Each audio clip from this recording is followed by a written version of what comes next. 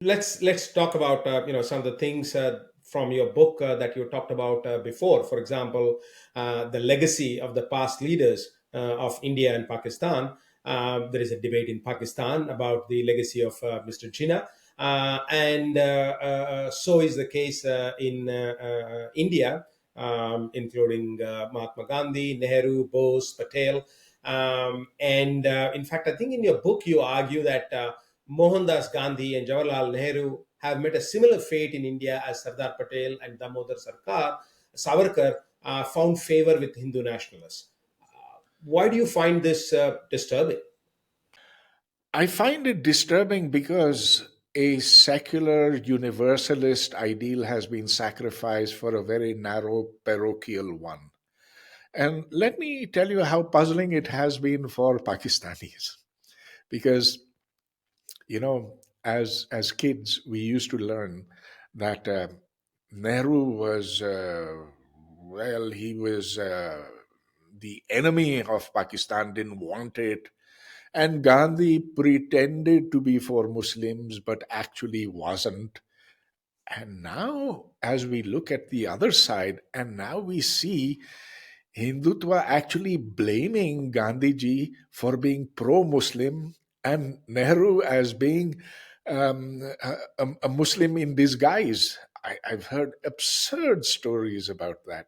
Now, all this is disturbing because of the reasoning that is being given. Look, all peoples have narratives, have myths.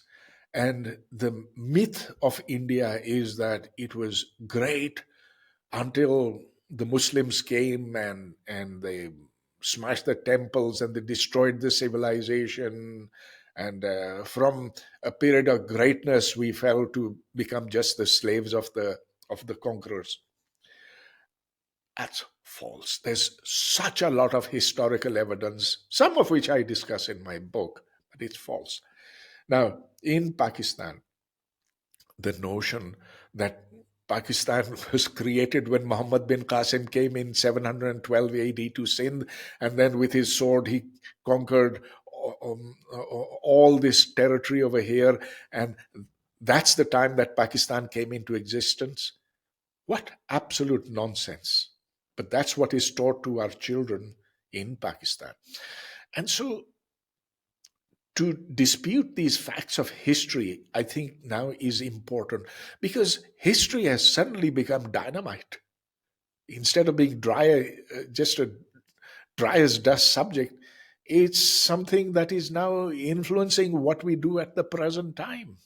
But if you look at the kind of most potent expression of Hindus at the consecration of Ayodhya Ram Temple, is it fair to say then that when Indians visit ancient temples all around the country and see defaced idols, it hurts them deeply, which is now being channeled by way of unprecedented support for Mr.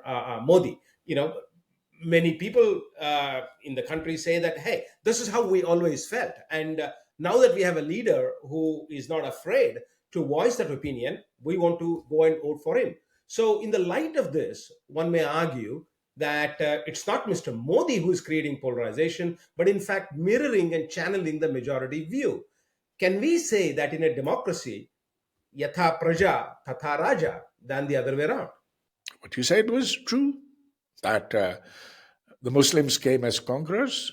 The Mahmud Ghazni destroyed Somnath once, twice, thrice, God knows how many times. There were other temples that were destroyed, mosques were built on them.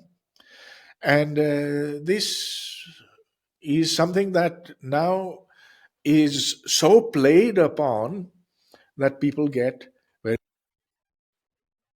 Mr. Modi, he has a knack for doing this, and he has a knack for telling Indians how they were brutalized by Muslim occupation. But there's another side to this story. First of all, yes, temples were knocked down by Muslims, but on the other hand, temples were knocked down by other Hindu rajas as well, and there's lots of evidence of that. And further, that Hindus knocked down Buddhist temples, which came even earlier. The whole history of humanity is a sad one. It's one of aggression, of conquest, but it's also one of cooperation, of progress as well. So consider the fact that the Muslims, even though they came as conquerors, they stayed, at least some of them stayed. The Mughals created an empire such as had never existed before. It was vast. India became one of the India became the richest country in the world during their time. There's wonderful architecture. There's the Taj Mahal, of course, but 100 other places, 1,000 other places as well. And so not all of it was bad. And furthermore, the the times of cooperation, of coexistence, of happy coexistence between Hindus and Muslims should not be forgotten either. Now, at some point in time, Hinduism had spread far and wide, and to countries like Indonesia, Cambodia, and so on. Sometimes it is pointed out that look at Indonesians. They are Muslims, but they're still proud of their Hindu heritage. Their currency shows that, and so on and so forth. So the argument is, why can't Indian and Pakistani Muslims also feel that they have had Hindu heritage? I think it's the two different ways in which Islam arrived in these two different places. In Indonesia, it came primarily from trade. And so it was the Arab traders who came there.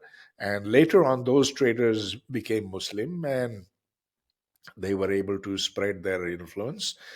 And so it came in a peaceful way, whereas with Muhammad bin Qasim and then with other conquerors from Afghanistan, from Central Asia, you had Islam coming through the sword. Of course, the majority of Indians were converted by Sufis, and there is no historical evidence for mass butcheries, such as, for example, the Mongols had executed. The Mongols had completely destroyed Baghdad, and I mean, what they did was a genocide. But there is no comparable um, historical evidence of mass killings. And in fact, the Muslim rulers worked through co-optation. They worked through inducing Hindus to come and be with them. So, for example, if you look even at the time of Aurangzeb, forget Akbar, but even Aurangzeb, he had Rajput generals in his army.